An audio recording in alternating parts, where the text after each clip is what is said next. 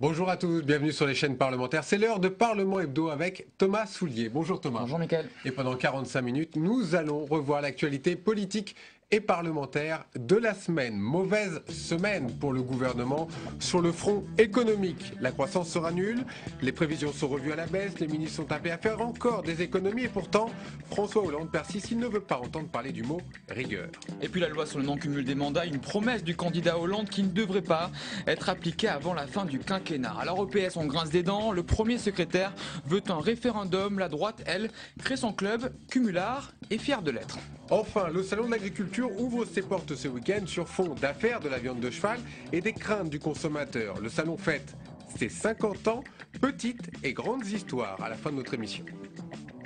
Et pour commenter cette semaine politique, Barbara Pompili, bonjour. Vous êtes coprésidente du groupe écologiste ici même à l'Assemblée. Vous partagez ce titre avec François de Rugy. Alors, dans les couloirs, les plus amicaux vous appellent un gars, une fille, d'autres Ken et Barbie, ce qui a le don de vous agacer, dit-on. Et pourtant, derrière le personnage de Sœur Sourire, comme vous surnomme Libération, eh bien, vous avez réussi, en quelques mois, à vous imposer dans ce monde viril, mais vraiment très viril, dit-on, du Palais Bourbon. La preuve, vous arrivez aujourd'hui à faire la quasi-unanimité dans vos rangs, on s'en doutait, mais aussi dans l'opposition. Vous allez le voir, Cécile Fréchinos et Chloé Baïz ont posé leur caméra à la salle des 4 colonnes. La question est simple, que pensez-vous de Barbara Pompili?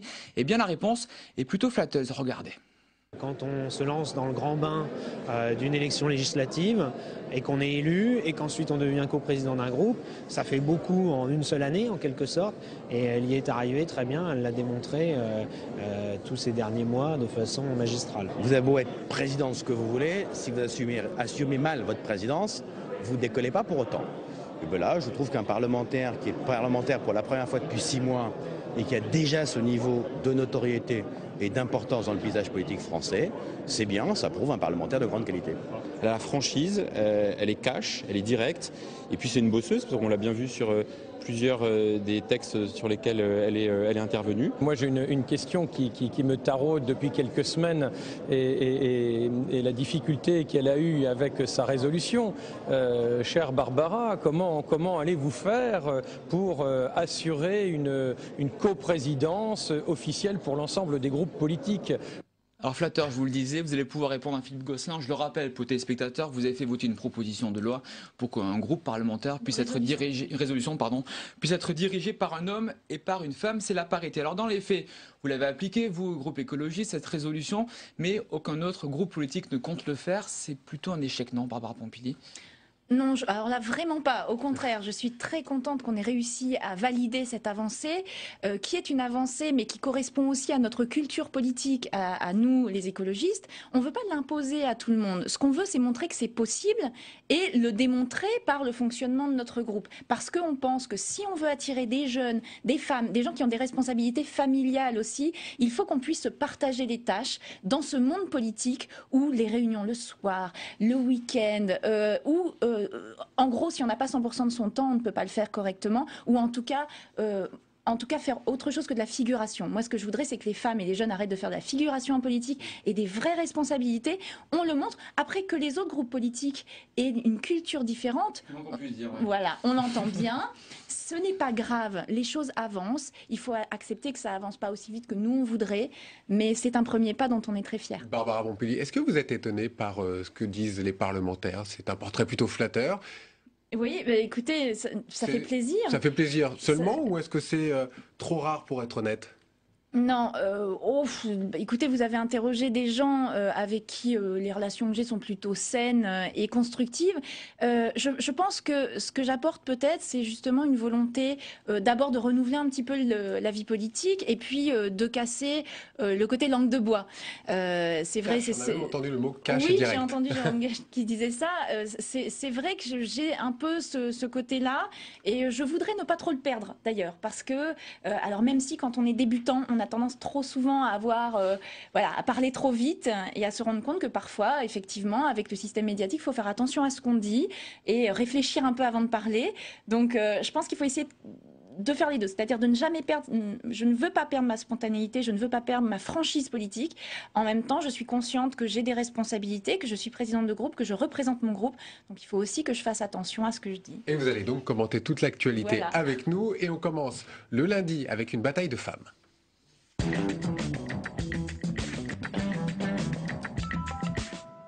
C'est la bataille de Paris et elle est lancée, cette bataille. Elles sont nombreuses sur la ligne de départ. Anne Hidalgo, ça on le savait, NKM qui a annoncé sa candidature et peut-être Cécile Duflot qui laisse entretenir le mystère. Les forces en présence avec Ahmed Tazir. Candidate ou pas candidate? Interrogée sur les municipales à Paris, Cécile Duflot le répète, elle n'a pas encore pris sa décision. Mais attention, elle ajoute, rien n'est exclu. Vous n'excluez pas, dites-vous, de vous présenter à la mairie de Paris, au municipal de 2014. Quand prendrez-vous votre décision? Vous savez, ça fait, je crois, maintenant 1 an que je réponds la même chose à cette question. Donc comme j'ai répondu la même chose dimanche, je vais vous dire la même chose lundi. Voilà, la question ne se pose pas pour moi maintenant. Dans sa famille politique, on n'est pas forcément enthousiaste. Dominique Voynet n'y va pas par 4 chemins. Moi, je pense qu'il ne faut pas courir trop de livres à la fois, que Cécile Duflot est jeune, qu'elle a un énorme avenir devant elle parce qu'elle est très bonne et très brillante et qu'elle doit réussir ce qu'elle fait au gouvernement. C'est vital pour nous. Si sa candidature se confirme, Cécile Duflot affronterait en 2014 Nathalie Kosciusko-Morizet, Rachida Dati pour l'UMP et Anne Hidalgo pour le Parti Socialiste. Les municipales à Paris vers une bataille de femmes. Moi je trouve le défi 3 femmes pour Paris, je trouve ça passionnant et peut-être elle pourrait démontrer qu'on peut avoir des projets différents mais faire de la politique autrement entre femmes, donc d'être concurrentes sans être des adversaires. Et déjà des attaques, premier missile tiré par Anne Hidalgo en direction de NKM. Madame Kosciusko-Morizet n'est pas aujourd'hui une élue parisienne, elle quitte, elle abandonne d'une certaine façon les habitants de Longjumeau à qui elle jurait fidélité il y a encore quelques mois. Je voudrais que Paris ouvre à nouveau la voie, il y a des révolutions à faire dans le numérique, dans l'écologie, et je voudrais le faire avec les Parisiens. À l'UDI, on va désigner son candidat pour Paris à la fin du mois. Parmi les non cités, des anciennes ministres comme Chantal Joanneau, Ramayad, 2 femmes encore. Alors, comme le dit Daniel Cohn-Bendit, est-ce que ce combat de 3 femmes pour la mairie de Paris, ce serait un combat passionnant, même si on se doute que dans les propos de Daniel Cohn-Bendit, c'est pas fait pour arranger Cécile Duflot? Oui, non, on peut que se réjouir que de voir que sur la capitale de la France, il y ait beaucoup de femmes qui soient jugées comme crédibles pour exercer donc la fonction de maire. Moi, je trouve que c'est très bien, que ça dit quelque chose aussi sur l'évolution. Voilà, sur l'évolution de notre paysage politique. Et franchement, on ne peut que s'en réjouir. Et surtout qu'en plus, ce sont plutôt des femmes jeunes et donc qui peuvent effectivement montrer que la politique n'est pas réservée qu'aux hommes. Écoute, Cécile Duflot, elle est candidate. Ah mais ça j'en sais rien du tout. Ah non, je n'en sais rien. Est-ce que vous le souhaitez au final? Est-ce qu'elle est au gouvernement? Est-ce qu'elle doit quitter le gouvernement et venir à Paris? Est-ce qu'au fond vous le souhaitez? Non, mais ce que je souhaite d'abord, et c'est vrai, alors après on va me dire que c'est de la langue de bois, mais c'est vrai. On va vous le dire, c'est bien de prévenir avant, mais... Ce que je souhaite vraiment, c'est qu'on montre qu'on est utile au gouvernement. Et donc Cécile a un poste extrêmement important au gouvernement, elle a des sujets très important pour nous, notamment maîtrise de l'énergie dans le logement et l'accès au logement pour tous.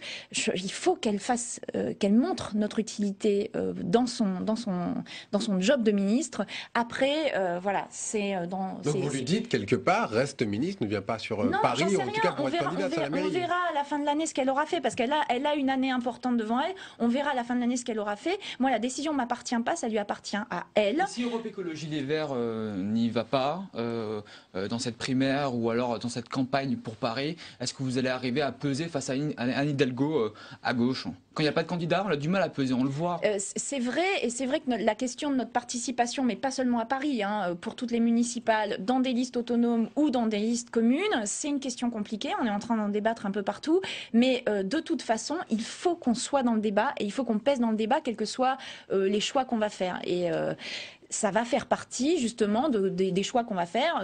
Est-ce qu'on sera plus présent dans le débat si on est en autonomie ou si on est en alliance? Et puis les municipales, vous savez, c'est quand même vraiment là l'élection locale par excellence. Est-ce qu'on remplace son maire ou est-ce qu'on ne le remplace pas? C'est ça la vraie question.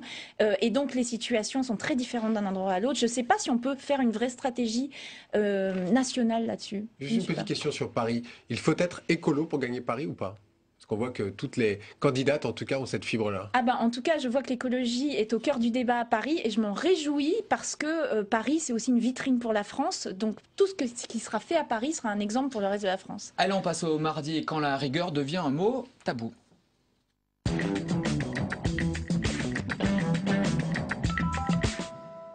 Eh bien non, il n'y aura pas de nouveau plan de rigueur. Jean-Marc Ayrault a beau le marteler et pourtant les mauvais chiffres de la croissance font penser le contraire. Certes, aucune hausse d'impôts n'est clairement affichée, mais voilà, le gouvernement envisage de nouvelles économies et de nouvelles réformes drastiques. À cela, ajoutez la cacophonie du gouvernement sur les prévisions de croissance et vous obtenez le feuilleton de la semaine. Il est signé Yohann Rolla. Le plus gros tabou du moment, prévoir la croissance française. Après une année 2012 de quasi-récession, le gouvernement tablait sur 0,8% pour son budget cette année. Prédiction un peu optimiste, confirme du bout des lèvres Laurent Fabius. Maintenant, comme au niveau de l'Europe, les choses n'ont pas l'air d'aller de manière bien fameuse, on va être obligé de la revoir en baisse. Mais le point sur lequel... Vous avez une idée ? Je ne sais pas, on va voir, ça doit être fait dans les jours qui viennent. 0,2, 0,3 ? Oui, c'est autour de ce chiffre. Quand un ministre des Affaires étrangères dévoile de bien mauvaises nouvelles, l'affaire ressemble à s'y méprendre à un incident diplomatique. À l'issue de l'interview, communiqué immédiat de Bercy. Comme le ministre de l'économie Pierre Moscovici l'a répété à plusieurs reprises, la prévision de croissance pour 2013 n'est pas arrêtée car il y a une procédure. Pour l'opposition, l'échange aura du mal à rester inaperçu. C'est invraisemblable, c'est-à-dire qu'on a le ministre des Affaires étrangères qui annonce une modification, une révision du taux de croissance. Il est immédiatement contredit par Bercy. Ce qui est certain, c'est que la politique économique qui est conduite depuis 8 mois est catastrophique. À la sortie du Conseil interministériel sur les villes, à charge pour le Premier ministre de jouer les juges de paix. Non mais attendez, il n'y a pas de cacophonie, c'est vous qui l'a commenté, qui a inventé la cacophonie, il n'y en a pas. Il y a la Commission européenne qui dira vendredi quelles sont les prévisions de croissance pour la France et pour chacun des pays de l'Europe. Le chef de l'État a pour sa part confirmé depuis Athènes que la croissance française devrait bel et bien être revue à la baisse. Les hypothèses pourraient être affinées dès la fin du mois de mars. Alors avant d'en venir au fond des choses, un mot d'abord sur la forme. Le ministre des Affaires étrangères qui parle d'économie, démenti ensuite par Bercy, ça fait mauvais genre. Est-ce que c'est le retour des couacs, Barbara Pompili ? Non, mais voilà, typiquement, moi, ce que j'aime pas en politique, c'est qu'effectivement, il y a des expressions dont on voit que là, on a dû répondre très vite à une question. Est-ce que c'est ça qui va engager toute la politique économique de notre pays ? Non. Donc, je vois que... Pas de cacophonie ? Ils ont rectifié quasiment tout de suite. Enfin, vraiment, pour moi, c'est pas ça qui est intéressant. Moi, ce qui est intéressant, c'est de voir qu'effectivement, comme on s'y attendait et comme nous, on le dit déjà depuis un an, les hypothèses de croissance étaient un petit peu optimistes, et notamment celle sur le déficit. On voyait bien qu'on ne pourrait pas atteindre ces 3%. On le savait. Mais alors, pourquoi justement est-ce que vous pensez que le gouvernement n'a pas dit tout de suite clairement les choses ? Oui, ça sera très compliqué. Oui, nous serons à une prévision de croissance nulle, parce qu'on le savait. Personne ne va croire que personne ne le savait. Je pense que le gouvernement... Vous disiez ça depuis un an. Oui, on le disait et on le répète et on le confirme. Je pense que le gouvernement est aussi dans une position où il a des interlocuteurs internationaux, où parfois, il faut dire quelque part l'objectif plutôt que vraiment ce qui sera atteint, parce que les partenaires ont besoin de l'entendre. Là, vous pensez à l'Europe, notamment, oui, avec cette fameuse règle des déficits des 3%. Oui, tout à fait. Que nous n'avions pas soutenu ça parce que nous pensons que c'est un carcan qui est trop fort et que quelque part, bien sûr qu'il faut avoir des objectifs de rigueur budgétaire. Moi, je n'ai pas peur de ce terme-là. Je pense que c'est pareil. Rigueur ne vous fait pas peur. Mais bien sûr que non. Alors, j'avais déjà dit une fois sous terme un petit peu de boutade, rigueur au sens de rigoureuse. Voilà, avoir une gestion rigoureuse de nos finances. Effectivement, on est dans une période très difficile où il faut faire attention. Et donc, nous sommes pour une gestion rigoureuse et on n'est pas là pour laisser filer les déficits. Quand on arrive aux réformes et sur le fond, les projets dont on parle, les allocations familiales, les pensions de retraite, des réformes sont clairement sur la table aujourd'hui. Est-ce que vous les soutenez, notamment allocations familiales? Est-ce qu'il faut toucher aux allocations familiales aujourd'hui dans une période de rigueur? Ça fait débat chez nous. Moi, je pense qu'il ne faut pas avoir de tabou sur la question. On est dans une période où effectivement on a besoin de chercher des sous. Alors, moi, je pense que ce qui me gêne un peu, c'est cette impression d'aller chercher un petit peu par-ci, par-là. La cohésion, vous dites... Voilà, je pense qu'il faudrait remettre à plat un peu tout ça et faire une réforme fiscale ambitieuse et qui serait une réforme fiscale un peu globale, où on se poserait des questions, donc pas seulement sur des petits bouts comme ça. Ce sont des mesurettes, vous dites? Alors, les allocations familiales, je crois que c'est près de 13 milliards d'euros, donc on n'est pas sur des petites sommes. Les allocations familiales, moi je pense que si on voulait les revoir, il faudrait réfléchir à pourquoi un enfant vaut plus qu'un autre, pourquoi le premier enfant ne vaut rien, puisque les allocations familiales ne sont pas données au premier enfant, alors que c'est celui qui coûte le plus cher, parce qu'il faut s'équiper. Et puis, est-ce que effectivement, les familles qui n'en ont pas besoin, c'est-à-dire les familles très riches, moi je ne pense pas aux classes moyennes, je pense que les classes moyennes ont été beaucoup touchées ces dernières années et qu'il ne faut pas les pénaliser, mais est-ce que les gros revenus ont vraiment besoin de ces 300 € d'allocation familiale? Franchement, la question se pose et je pense qu'on doit pouvoir poser ces questions-là sans tomber dans les anathèmes que j'ai pu entendre par-ci, par-là. Alors le mot rigueur, il ne vous fait pas peur, chez certains ministres non plus, mais vous allez l'entendre, des ministres disent tout haut qu'il faut proposer autre chose, des perspectives plutôt que rigueur et austérité. Ils ont été invités à déjeuner chez le Premier ministre et on va écouter notamment Cécile Duflot à la sortie. Les engagements qui ont été pris pour 2013, ils ont déjà été pris. La question est déjà réglée pour l'année 2013. Et pour 2014, justement, les lettres de cadrage? Ah mais c'est le calendrier habituel.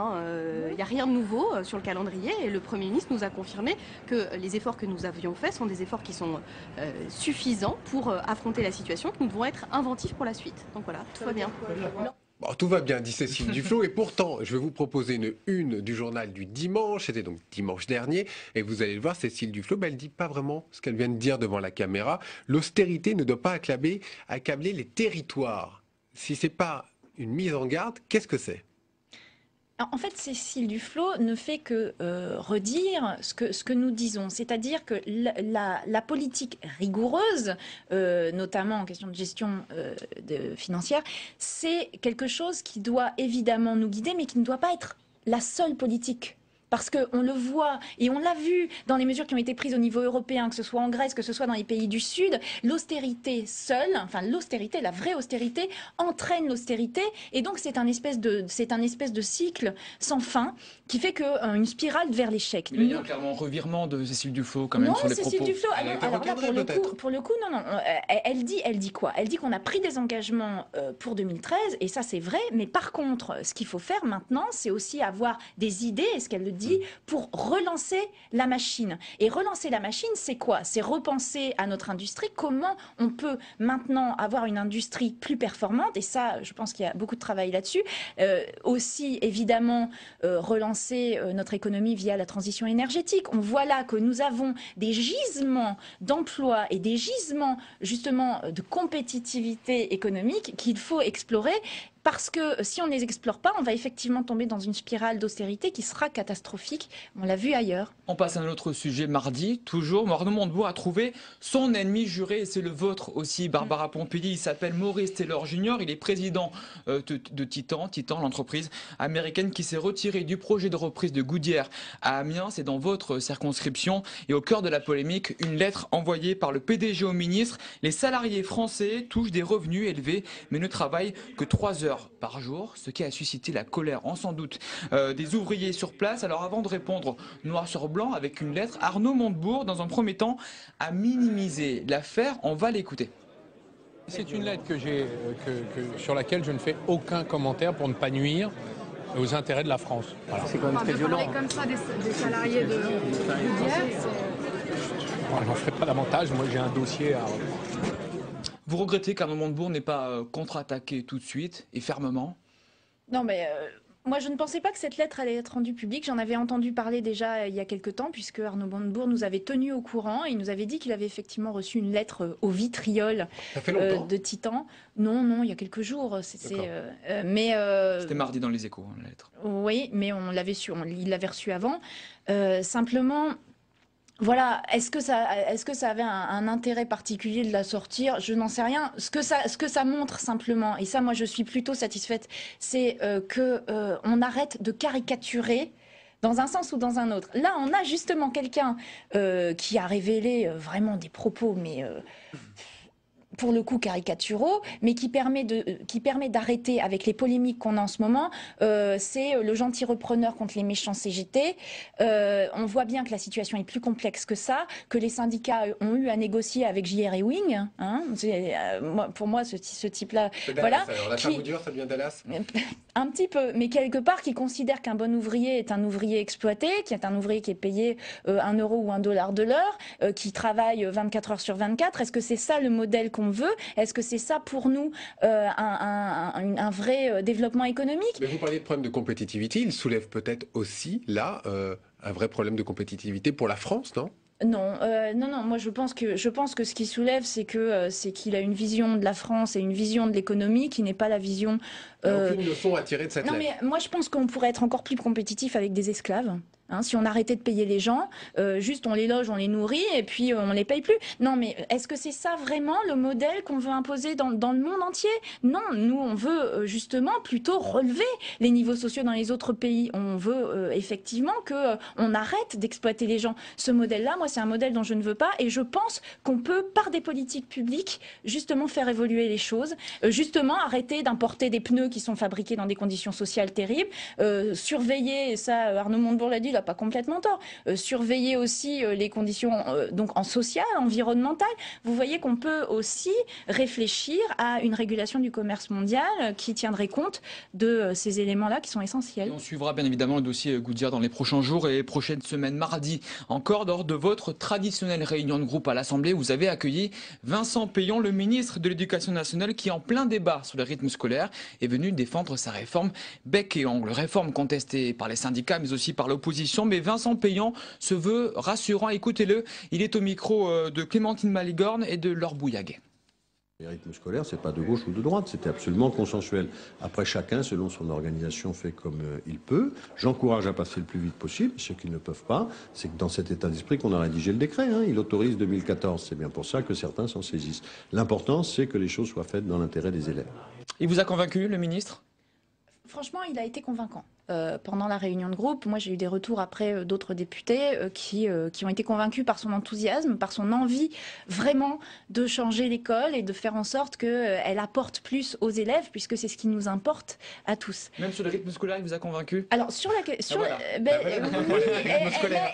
été, même sur ce sujet-là, il a été convaincant. Pourquoi? Parce que quand il parlait de concertation, il nous disait mais justement, ce qu'on veut faire, et c'est vrai que ça c'est dans les projets éducatifs territoriaux, ce qu'on veut faire, c'est redonner aux acteurs locaux de l'éducation, c'est-à-dire aux maires, aux enseignants et à tous ceux, y compris aux parents qui s'occupent de l'éducation, le pouvoir justement de choisir un petit peu comment ils vont s'organiser dans le cadre de cette réforme. Donc ça, c'est très intéressant. Alors après, bien sûr qu'il y a certains, pas partout, hein, mais il y a certains endroits où il y a des problèmes de gestion financière de cette affaire. Ça ne passe pas, par exemple pour Lyon, pour Paris, on a du mal justement à faire évoluer cette loi. Est-ce que 2013, est-ce qu'on s'arrête en 2013 ou est-ce qu'on essaye de la remettre à plus tard, à 2014, pour éviter que ce soit un échec? Moi, je pense qu'il y a beaucoup de maires qui veulent bien faire et qui se disent pourquoi pas prendre un peu le temps pour le faire correctement. Moi, j'entends ça, simplement, je suis un peu inquiète parce que là, moi, je me dis qu'on est en février, que ceux qui vont le faire pour 2013 ont un peu le temps, donc de février, ils ont plus de 6 mois pour préparer la chose. Et ils vont avoir des aides pour ça. Ceux qui veulent le faire en 2014, donc ils ne s'en occupent pas maintenant. Ce qu'ils vont s'occuper là, c'est d'une campagne des municipales qui va prendre tout leur temps. Donc ils n'auront pas le temps de s'en occuper jusqu'aux élections municipales. Si c'est l'ancien maire, après il faut quand même qu'il installe son équipe, etc. Ça va repousser à quand? Ça va repousser à mars, avril, mai. Et finalement, il aura encore moins de temps que maintenant de s'occuper de cette réforme. Et encore plus si c'est un changement de majorité. Moi, je me dis que quelque part, si on prend juste en compte la question du temps pour le faire, finalement, ils ont peut-être un peu plus de temps maintenant. Même si j'entends, encore une fois, les inquiétudes, notamment financières, que peuvent avoir certains maires. Et nous, on va essayer de faire passer l'idée qu'il y ait une péréquation pour aider les communes les plus en difficulté. Mais il y a aussi beaucoup de communes qui ne sont pas en difficulté et qui, franchement, pourraient le faire si on ne prend que le point de vue financier. Alors, on va passer au mercredi et on parle à nouveau du cumul des mandats.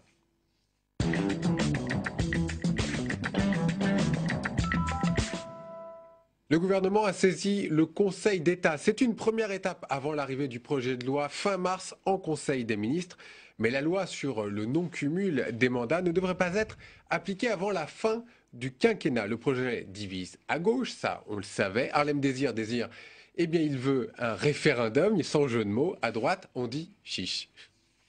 S'il y a des blocages, à la fois sur le plan politique et au plan constitutionnel, moi j'ai rappelé que les Français peuvent être saisis et qu'ils apporteront leur soutien à cette réforme. Un référendum. C'est ce que j'ai dit, c'est une décision qui ne peut relever que du président de la République. Mais je crois que chacun doit avoir présent à l'esprit que s'il y avait un blocage sur le plan politique ou s'il y avait une difficulté constitutionnelle, cette possibilité du référendum existe et je suis absolument convaincu du soutien des Français à une loi qui instaurerait le non-cumul des mandats. Harlem Désir nous dit allons au référendum, eh bien moi je dis chiche. Allons au référendum, ça ne nous dérange absolument pas. D'ailleurs, nous avons vécu, nous qui sommes députés maires ou sénateurs maires, déjà des référendums locaux à l'occasion des élections municipales et des élections législatives. Nous n'avons pas peur des électeurs, nous n'avons pas peur du point de vue des Français, nous n'avons pas peur du débat. Oui à des états généraux et pourquoi pas, oui à un référendum. Alors Barbara Pompili, on a entendu Harlem Désir, il y a une certaine pression de la part du PS et pourtant le gouvernement, il va peut-être attendre 2017 pour le faire. Je trouve ça dommage d'attendre parce que d'abord ça répond vraiment à une demande là pour le coup de la population qui souhaite arrêter avec le cumul des mandats pour plein de bonnes raisons. Hein. Je ne sais pas si on reviendra sur le fond après, mais sur la forme, j'entends. Il y a une inquiétude qui peut être entendue, qui est la fameuse inquiétude de la mini-dissolution. C'est-à-dire que, comme il y a beaucoup de députés... Des législatives un peu partout, des législatives partielles. On annonce une cinquantaine de législatives partielles. De législatives partielles, parce que pour l'instant, donc, si un député qui cumule, donc arrête son mandat de député pour rester uniquement maire, il n'est pas remplacé par son suppléant, il y a une nouvelle élection. Donc c'est une raison purement électoraliste. Alors, il peut y avoir cette inquiétude de perdre une majorité, et que c'est pas seulement électoraliste, c'est vrai qu'on a besoin aussi d'un peu de stabilité sur 5 ans si on veut mener en place des politiques. Donc moi, je l'entends. Donc le gouvernement a raison de dire attendons 2017. Non, parce que on peut très bien, on peut très bien assortir la réforme du cumul d'une réforme. Alors, il faudrait peut-être qu'elle soit constitutionnelle, si j'ai bien compris les constitutionnalistes, qui permettrait justement d'être remplacé par son suppléant, ce qui réglerait le problème quasiment partout. Je pense que des mesures comme ça, il y a toujours de bonnes raisons de les repousser. Toujours. C'est un vieux serpent de mer, on en parle depuis 20 ans. Voilà. Et maintenant, les gens ont vraiment envie de passer à autre chose. Et moi, quand j'entends Daniel Fasquelle qui dit que seuls les députés maires seraient des bons députés parce qu'ils auraient un lien avec le terrain, alors je m'inscris en faux totalement là-dessus. Moi, je suis une députée et qui n'est pas d'autre mandat. Et je peux vous dire que je ne pourrais pas bien faire mon travail si je n'avais pas un lien constant avec ce qui se passe dans ma circonscription. Parce que ce qui se passe dans ma circonscription, c'est un exemple de ce qui se passe sur le terrain. Et les difficultés que rencontrent les gens, je peux vous dire que je les vois tous les jours dans ma permanence. Ça serait quoi après une assemblée d'experts, comme on dit ? Non, ça c'est ce que dit Daniel Fasquelle, mais le système... Pas que lui, il y a des constitutionnalistes aussi qui disent que ça deviendrait... Le système électoral tel qu'il est actuellement, l'élection se fait sur une circonscription. On pourrait revenir d'ailleurs là-dessus, hein. Mais là, le fait d'être élu sur notre circonscription, je peux vous garantir que si les électeurs ne nous voient pas pendant 5 ans, eh ben, ils ne voteront plus pour nous la fois d'après. Et quelque part, c'est un moyen, encore une fois, même si ce système électoral ne me va pas très bien, mais là, pour le coup, il garantit une présence sur le terrain. Alors, autre sujet, ils sont plus sarkozystes que Nicolas Sarkozy lui-même. Et oui, les nostalgiques de l'ancien président sont réunis à Paris mercredi à la Tribune. Chacun est venu vanter le bilan de la politique étrangère de Nicolas Sarkozy. Mais dans les couloirs, une question, une seule: Nicolas Sarkozy sera-t-il le candidat de la droite pour 2017 ? Reportage sur place, signé Fabrice Cunet. Comment afficher ses ambitions sans froisser l'image de Nicolas Sarkozy? C'est l'exercice délicat auquel se sont livrés certains cadres de l'UMP aujourd'hui. De Nathalie Kosciusko-Morizet à Bruno Le Maire, passage obligé sous la bannière de l'association des amis de l'ancien président. Et face aux caméras, le plus fidèle en amitié serait toujours Jean-François Copé. Attendez, excusez-moi parce que... Vous serez à ses côtés, oui, bien sûr. Mais d'autres cachent de plus en plus mal leur désir d'émancipation, à l'image de Nathalie Kosciusko-Morizet. Vivement que Sarkozy revienne, c'est ça que vous dites? Je dis surtout vivement que l'alternance arrive. Incarné par Nicolas Sarkozy. Arrive. Et l'alternance, mais l'alternance, elle sera incarnée par celui qui sera le mieux placé pour l'incarner. Qu'est-ce que le sujet, c'est l'alternance. Vous dites vous-même, il y a des débats de personnes, l'ombre de Nicolas Sarkozy, etc. Moi, je vous réponds, les débats de personnes ne sont rien si tout le monde est rassemblé derrière le même projet. Et le projet aujourd'hui, pour moi, c'est la préparation de l'alternance, c'est clair. L'association des amis de Nicolas Sarkozy revendique 30 000 membres. Guillaume Pelletier en est l'un des fondateurs. Pour lui, ce bal des prétendants n'a pas lieu d'être. Ce qui est incontestable, c'est qu'on a besoin du talent de Jean-François Copé, du talent de François Fillon, mais que le leader naturel de la droite française, pour moi et pour nous, ça reste Nicolas Sarkozy. Il y a peut-être un problème de leadership aussi, tout simplement. C'est un problème de leadership. On en a un puisqu'il s'appelle Nicolas Sarkozy. Entretenir la flamme, c'était l'objectif de ce colloque et tous les moyens sont bons, du soutien d'Ingrid Betancourt à la commande de sondages flatteurs. Le rendez-vous sera répété, une démonstration de force histoire de mettre les ambitions sous cloche, au moins jusqu'en 2017. Alors, est-ce que pour la droite, le meilleur candidat reste Nicolas Sarkozy ? Moi, je trouve ça un peu triste, en fait. Quand je vois ça, on est stupéfaite par le sujet. Oui, non, mais c'est assez... Mais non, c'est même triste pour la démocratie, parce que quelque part, ça révèle quoi, ça révèle qu'on a une droite qui est complètement paumée, qui ne sait pas gérer, en fait, l'opposition, qui a beaucoup de mal à reconstruire un discours et même reconstruire des propositions, parce que le rôle de l'opposition, c'est de proposer des alternatives, de proposer d'autres choses dans plein de domaines, politiques, économiques. Là, pour l'instant, ce que je vois, on l'a vu tout à l'heure, sur l'affaire des couacs soi-disant de croissance, on commente la forme, etc. Mais on a beaucoup de mal à reconstruire du fond. Et aussi, là, ils ont du mal à parler du fond. Mais là, c'est quand même fou, parce qu'ils nous disent tous, non, ce qu'on veut, c'est préparer l'alternance, etc. Mais on ne parle pas d'alternance. On a une espèce de nostalgie vis-à-vis du leader disparu. Et quelque part, le fait de se regrouper comme ça pour dire on aime Nicolas Sarkozy, ça veut dire quoi? Ça veut dire qu'on ne sait pas parler de reconstruction politique, donc on s'accroche à des à des symboles. Bon. Sur le fond, ils ont parlé de politique étrangère, mais sur la politique de l'environnement, est-ce que le bilan de Nicolas Sarkozy est-il si mauvais que cela? On parle souvent du Grenelle de l'environnement, et surtout, est-ce que François Hollande en fait plus? Alors, sur le Grenelle de l'environnement, sur la méthode, c'était quelque chose de très intéressant. Et d'ailleurs, nous, on l'avait salué à l'époque, même si on était dans l'opposition à ce moment-là. Il a eu une idée intéressante. Il l'a même menée jusqu'au bout, puisqu'il y a eu des tables rondes, il y a eu des rencontres, tous les acteurs ont été associés, y compris les associations environnementales. Donc, c'était vraiment une bonne idée. Ce qui est dommage, c'est que derrière, il faut du courage politique pour mettre en place des politiques telles que celle-ci, qui s'opposent à de nombreux lobbies. Et on a vu que au moment de mettre en application cela, hormis quelques éléments sur le logement, sur les isolations de logement qui ont quand même été mis en place, sinon pour le reste, ça a été des reculs dont le plus gros a été la taxe carbone. François Hollande est plus écolo que Nicolas Sarkozy. Je pense que les socialistes, d'une manière générale, n'ont pas dans leur ADN l'écologie. C'est quelque chose qui ne fait pas partie de leur culture politique et c'est pas évident de le faire rentrer, même si c'est travail, visiblement. Oui, c'est vrai, mais c'est pas uniforme. On sent que quand même ces idées commencent à rentrer chez certains socialistes et on sent qu'ils se rendent compte qu'il y a un enjeu.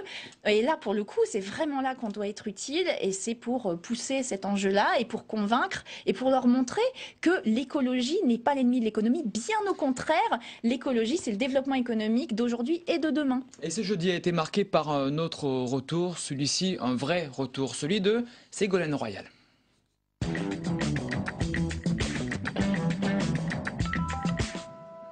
La désormais coprésidente de la Banque publique d'investissement a fait son retour sur le devant de la scène politique. C'était jeudi à Dijon, la BPI. Ce premier engagement de campagne de François Hollande a réuni son premier conseil d'administration. Sur place, Elisa Bertholomé et Jean-Baptiste Daoulas.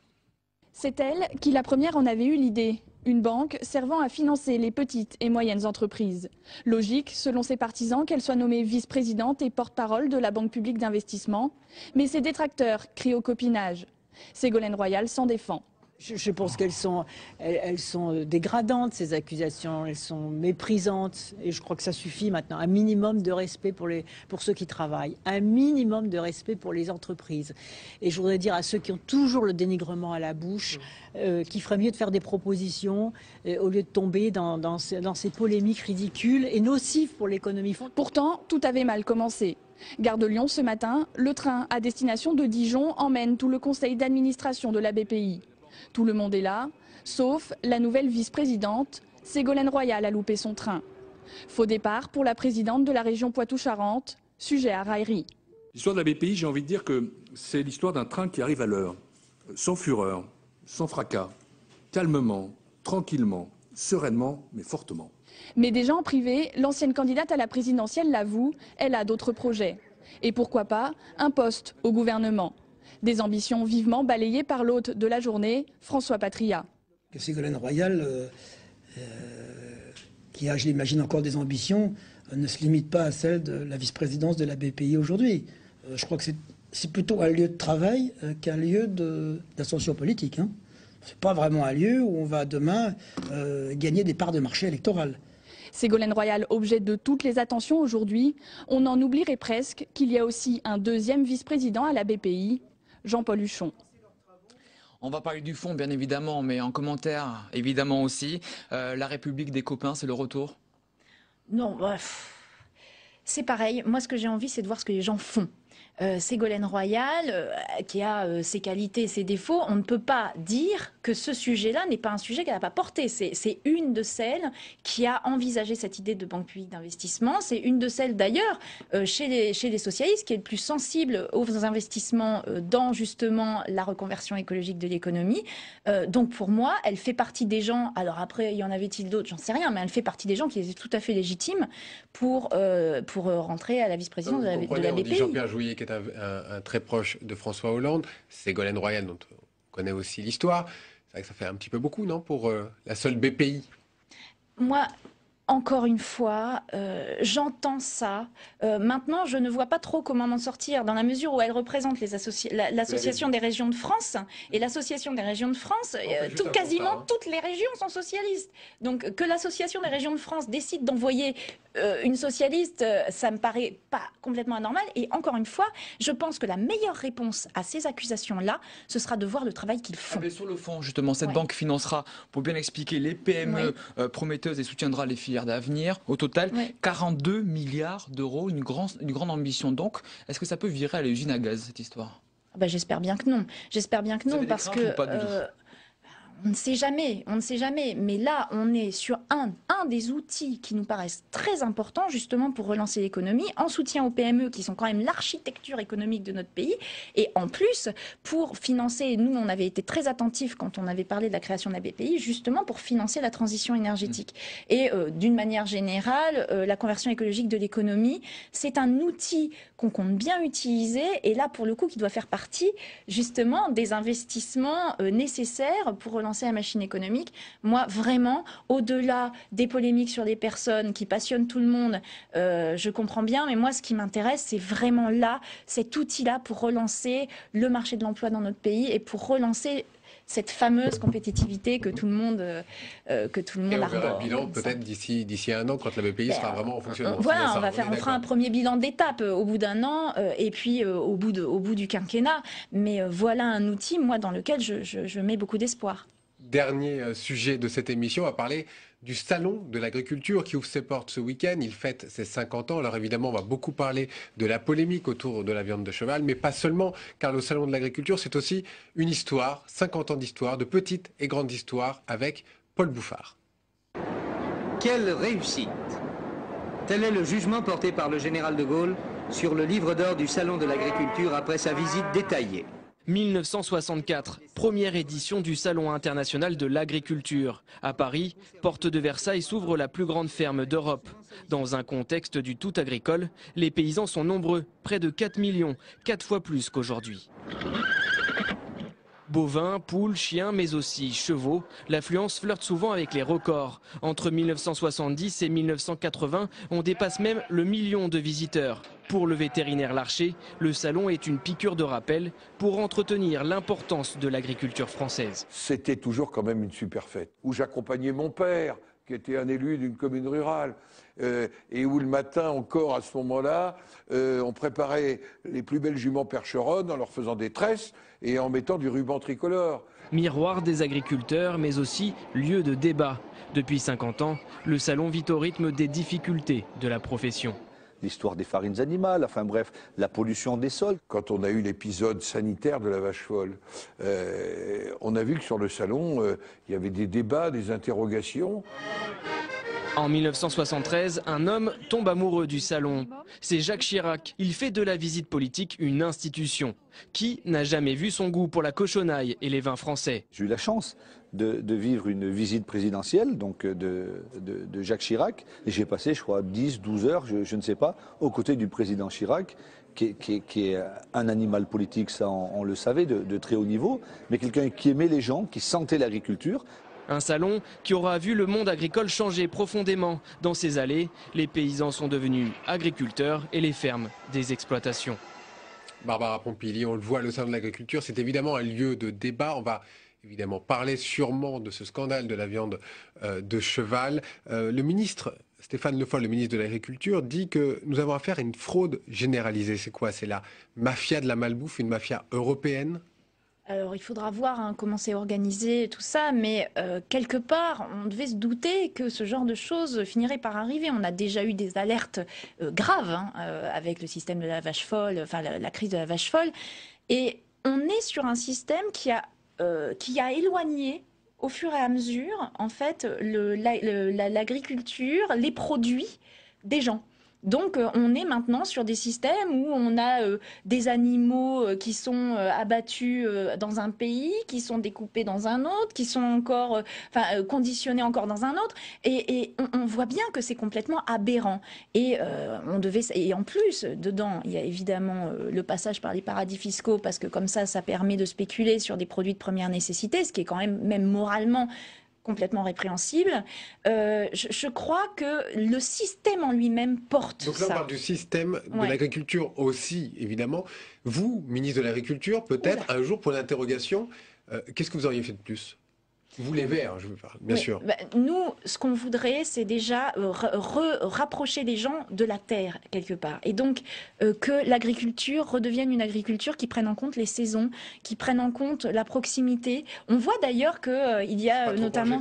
Non, parce que justement, alors ça peut moins se faire en Picardie où je suis, où on a un vrai problème des éleveurs laitiers qui sont dans des situations terribles. Mais on voit que dans d'autres régions, notamment plus montagneuses, les éleveurs laitiers, justement, pour se donner de l'avenir, ils se sont regroupés pour refaire du local, pour refaire des circuits courts, pour refaire aussi de la qualité. Parce que ce qu'on voit au salon de l'agriculture, c'est quand même l'amour des produits, l'amour de la qualité, l'amour de la richesse des produits de France. Et c'est ça qu'on doit promouvoir. Et je peux vous dire que là-dessus, on peut être très compétitif. Il y a une autre polémique. Vous avez posé une question au gouvernement ici même à l'Assemblée cette semaine. C'est sur la farine de viande animale réintroduite par Bruxelles. Le ministre Garot vous a répondu dans l'hémicycle. Est-ce que vous êtes optimiste pour la suite? Vous avez encore des craintes suite à la réponse du ministre? La réponse du ministre était une réponse assez floue quand même. Donc nous, on va reposer la question pour avoir des éléments plus précis. Il nous a dit qu'il était contre cette réintroduction.